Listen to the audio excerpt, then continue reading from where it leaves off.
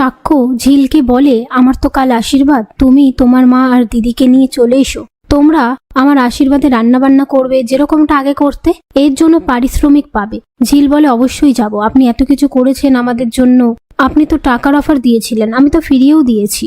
সাক্ষ্য বলে, তখন তো তুমি আমার বউ ছিলে। এসব কথার মধ্যে সাক্ষ্য ঝিলকে বলে, কাল এসো কিন্তু, তোমার অপারেশনের জন্য আমার লক্ষ লক্ষ টাকা খরচা হয়েছে, সেই কৃতজ্ঞতা বোধ থেকে এসো। এই বলে সেখান থেকে চলে যায়। এরপর রায়পূর্ণা আর শতরূপা ঝিলদের বাড়িতে আসলে মিনু বস্তির লোকদের বলে, তোমরা এখন এখান থেকে যাও, বড় বাড়ির থেকে ওনারা এসেছেন। তখনই লোকজন বলে, বড় বাড়ি থেকে এসেছে কেন বলছো? বলো, ওদের বাড়ির বউ ঝিলকে দেখতে এসেছে।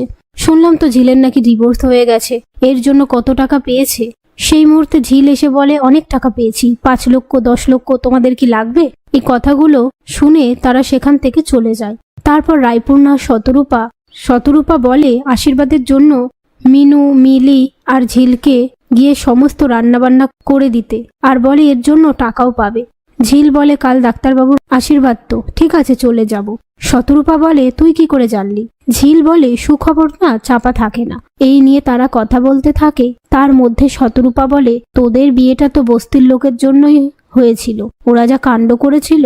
ঝিল বলে, বস্তির লোকেদের নিয়ে কথা বলো না, ওরা কিন্তু অতটাও ভদ্র নয়, তাই বস্তি বস্তি করে কথা বলো না, তোমরা কিন্তু বস্তির লোকের কাছেই এসেছো। শতরূপা বলে, তুই এমন ভাবে কথা বলছিস কেন? ঝিল বলে, তুমি কি ভেবেছো চিরকাল আমাদের এভাবেই পায়ের তলায় রাখবে? শোনো, আমরা কিন্তু তোমার কাছে যাই, তোমরা এসেছো, সোজা কথা মুখের ওপর না বলার তো কোনো কিছু নেই।